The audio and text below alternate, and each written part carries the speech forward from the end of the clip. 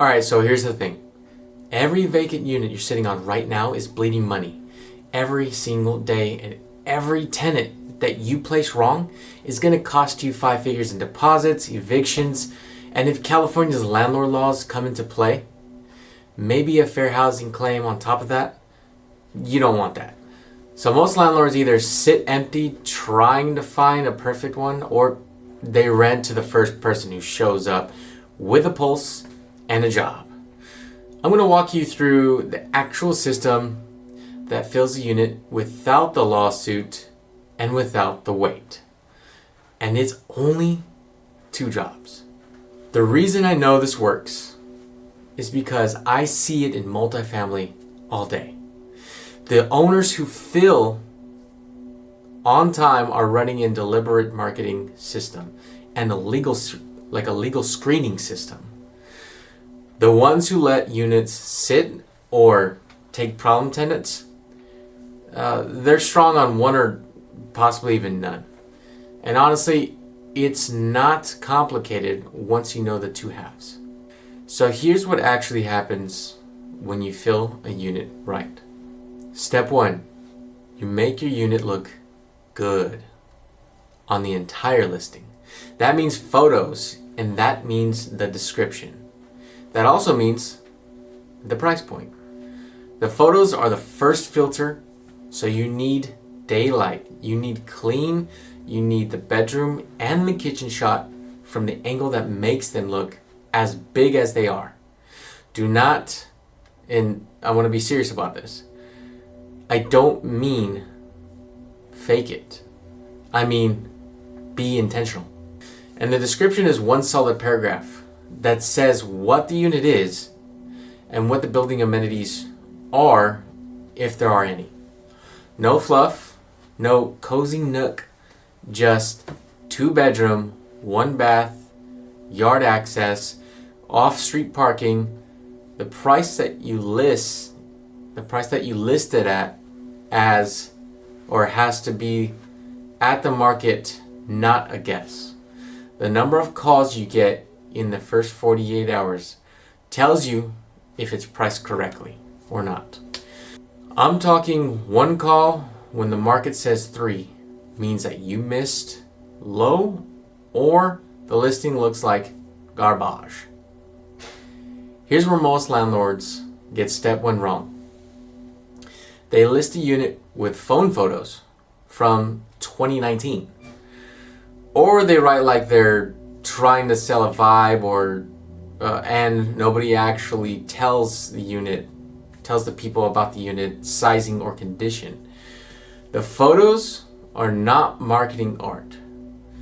They are the job application for the renter. If a serious renter walks through your photos in 40 seconds and bounces, that's quality control. That's a quality control fail on your end, not their fault.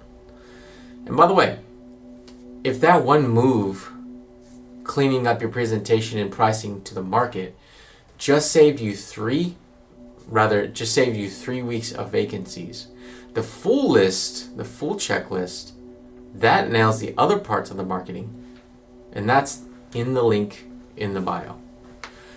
Grab it and keep watching. Step 2.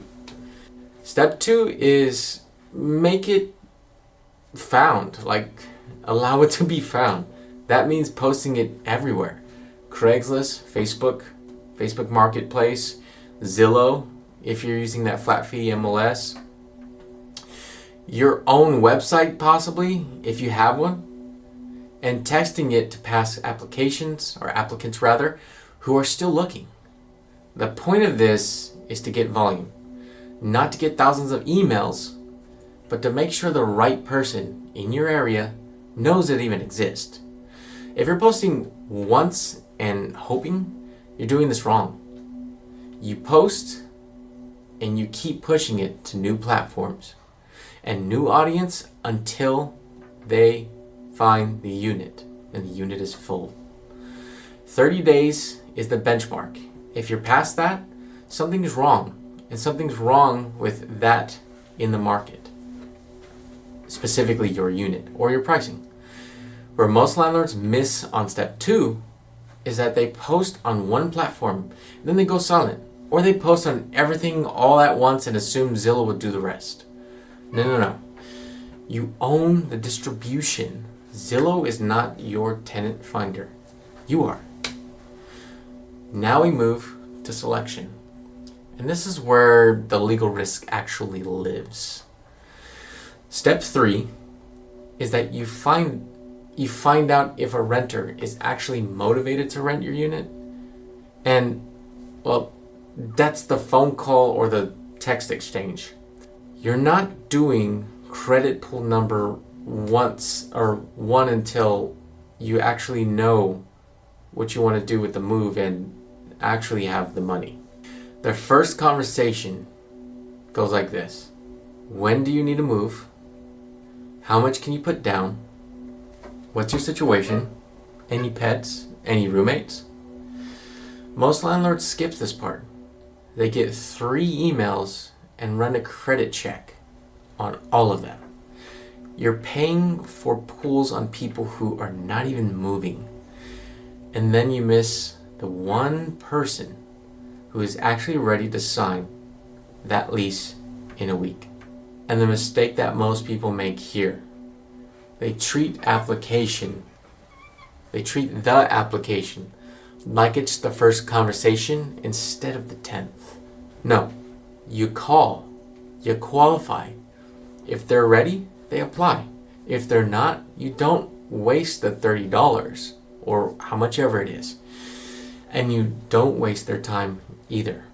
Step 4. Step 4 is the screening itself. You run the credit in the background. Yeah, the legal part is written tenant selection criteria.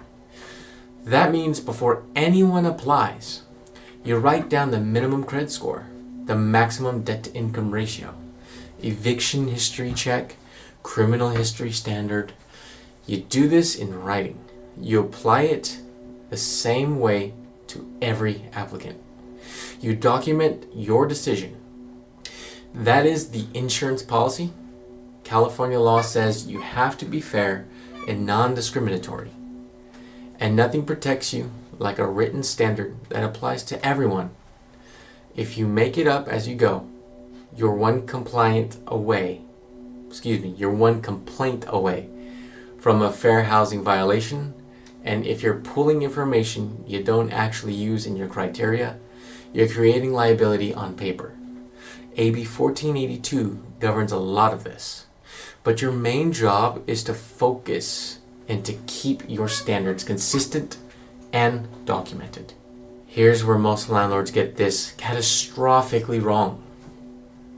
They see the renter with okay credit and a decent job, and they rent to them because they feel right. Then 4 months later, that renter stops paying, or the landlord finds out that they lied on the application. The filling cost you money, or they pull a criminal history check, find nothing, and then rent to someone, and then get sued or for not checking something that's not relevant to housing anyway, right? The criteria is what saves you. So real quick, if you got a unit sitting empty right now, give me 30 seconds. Here's what most landlords don't realize until it costs them. An empty unit isn't your biggest risk. The wrong tenant is. One bad placement in California today can turn into 5 figures of deposit, eviction, or fair housing claim. That's the part that nobody screens for. I'm Roger with Rental Lords.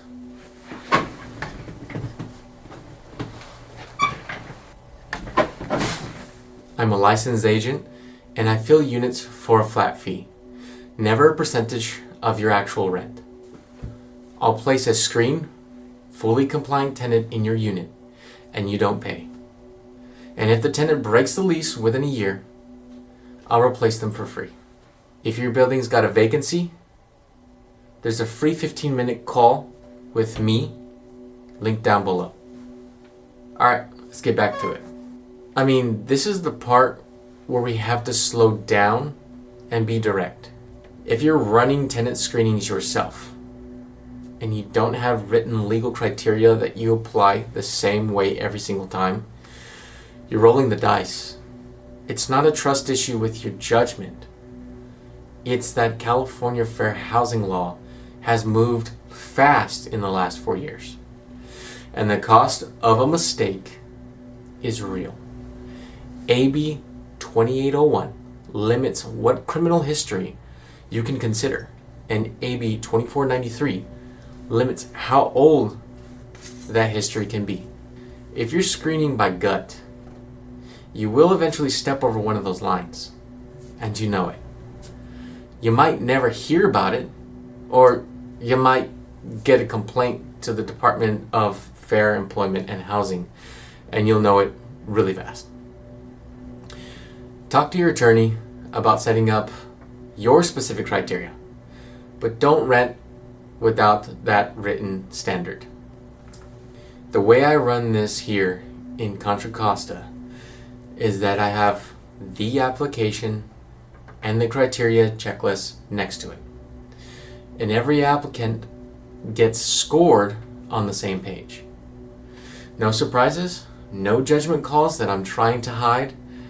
Does this person meet the standard or not? That is transparency. And that transparency is not just compliance, it's peace of mind. So now that you've got the two halves of marketing working together and the two halves of selection working together, the unit gets found, the right person finds you, you screen them legally, and you move them forward. That is the system. The whole reason why I'm laying this out is because when you separate marketing and selection into two halves each, you have 4 jobs that are actually doable. You're not trying to be good at everything all at once. You market first, you screen second, and each one has a checkable step. Half the landlords I talk to are strong on marketing and weak on selection. They fill fast and churn fast. The other half have strict screening and nothing to screen because nobody finds the unit. And it's like you're solving 2 different problems when really they're one problem with a left side and a right side. The point of running it as a system is you do both halves on purpose every single time. Not perfectly every time, but systematically. So here's my question for you. Is that the part you want to learn by trial and error on your building? Or do you want to walk through it with somebody who's filled units for a living? If you have a template that ties the 4 steps together, the marketing checklist and the screening criteria template, both are free. It's linked down below. There's also a calendar link if you want to talk through what system looks like for you specifically at your property. And I just want to know in the comments which half is falling apart for you right now. Is it the marketing or the selection? That's where we can dial in the next part. That's where we can dial in next.